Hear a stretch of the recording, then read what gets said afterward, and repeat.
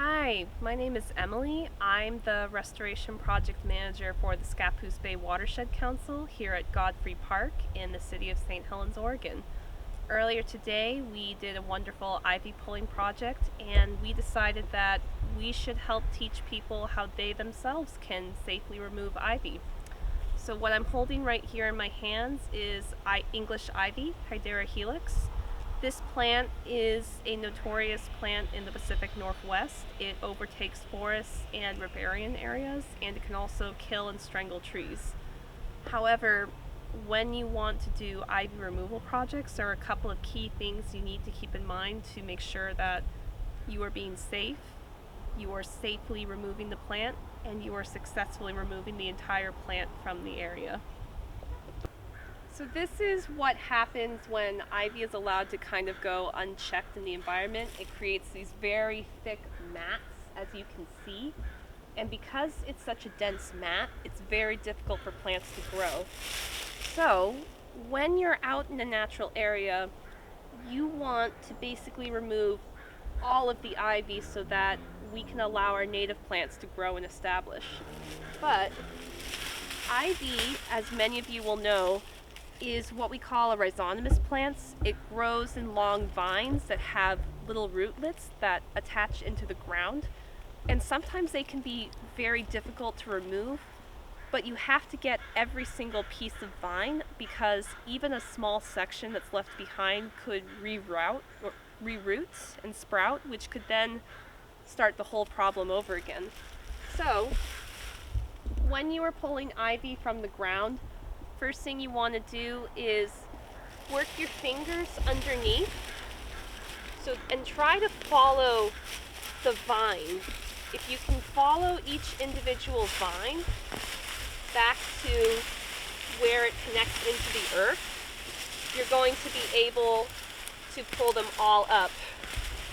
And one thing that you can also do is you can get what we call clippers, forest knives, or even hose, and you can kind of do a burrito. I'm going to demonstrate really quick. So when we make a burrito, we take our tortilla and we roll it up, and that is what you can do with the ivy. You can just slowly pull up the vines and keep rolling until you eventually are left with beautiful, soft, ivy-free dirt.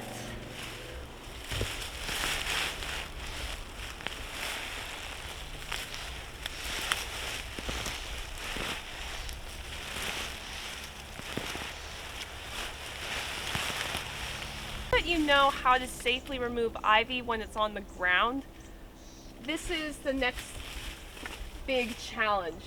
This is one of the reasons why it is so critical to really manage ivy before it gets to this stage, because as you can see, this whole big leaf maple is practically enveloped in ivy vines. And one thing that's kind of neat about ivy, when it's on the ground, it really doesn't produce any fruits, but once it gets up into the air and exposed to sunlight, that's when you start to see the berries coming out. Birds love those berries, and unfortunately, they help ivy to spread and become a really big problem. So this is not something that we can just pull, because as you can imagine, there's no way I'm ever going to get up to the top of the tree, and it also would be a little bit unsafe to just start yanking down the ivy. So we're going to do something called air gapping. Air gapping is when you clear a section of ivy from the bottom of the ground about 2 to 4 feet up the tree trunk, however much you feel you can safely remove. But there's a couple things you need to do before you can start. First thing you need to do, make sure the tree is alive. Sometimes ivy will hide the fact that a tree is dead, so I like to kind of give it a push. Yeah, like see this piece right here? That's a dead branch. If that was a full trunk, I wouldn't remove it because I don't want to risk starting to cut the ivy and then have the dead section of tree fall down. But this baby right here, This is okay for me to start removing ivy from because it's sturdy and it's attached. So the next thing I like to do is I like to start just pulling off some of the leaves so I can see what I'm dealing with.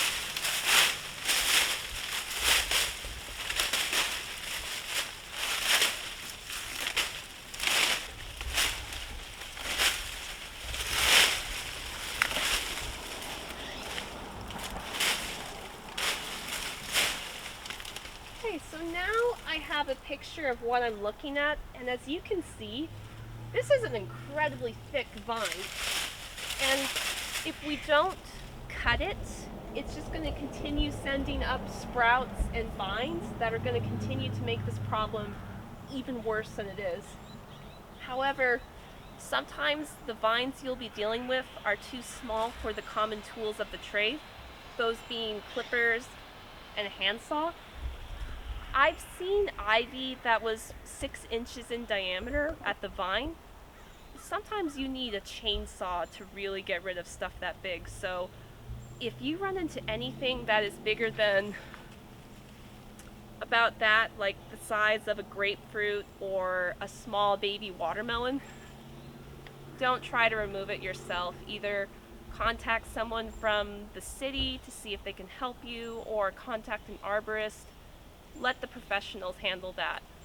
But for something that's this small, we can make this work. So the first thing I'm going to do is I'm going to measure out where I want to make my cuts.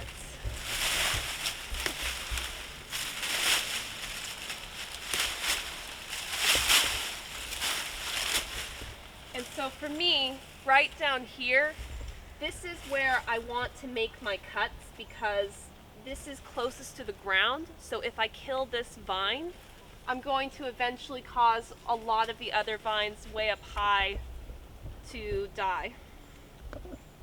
So the first thing you do is you get your folding saw.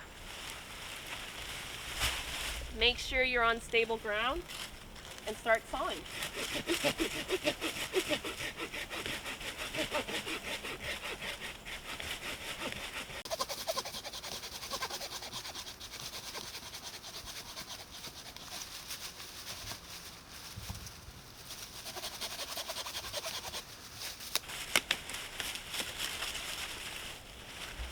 Alright, so I've made my bottom cut, but that's not enough because sometimes if you just cut a small section, the vines will still find a way to connect to the roots and they will still be able to survive. So now I need to go a little bit higher up.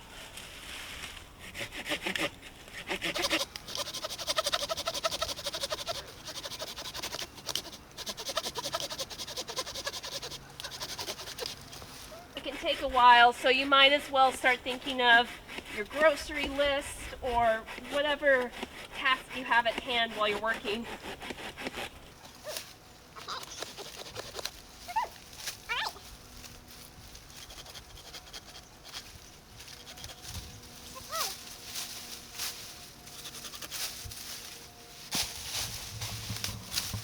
And so that is what we call air gapping, because now there is space between the connection to the roots and the vines that are going up the tree.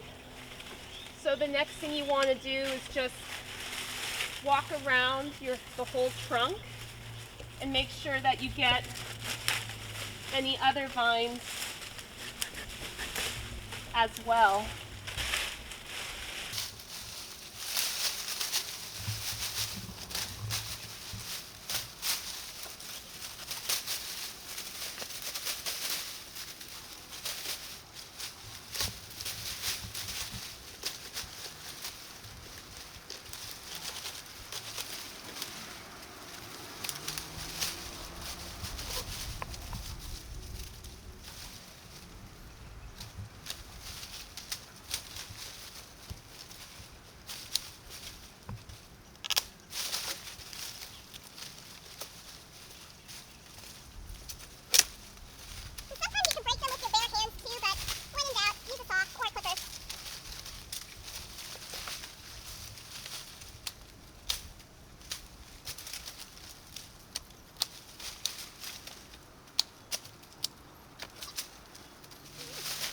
what you should start to see as you're accomplishing your goal of air gapping.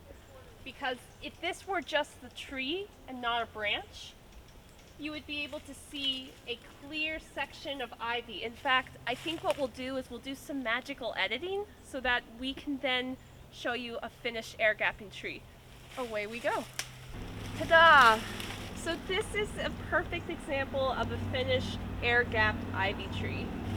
You can clearly see that everything that was within a 4-foot section from the ground along the trunk has been cut, which is perfect. That means that eventually these vines are going to die, and as they die, they're going to fall away, and that's perfect. The tree will slowly become free, and it's going to remain a healthy, happy tree to provide shade and wonderful benefits for our watershed. One other thing to keep in mind is that sometimes you can make a little bit of a gap by kind of like what we did with the burrito. You can roll the vines away from the base of the tree just to give it a little bit more clearance. You don't have to.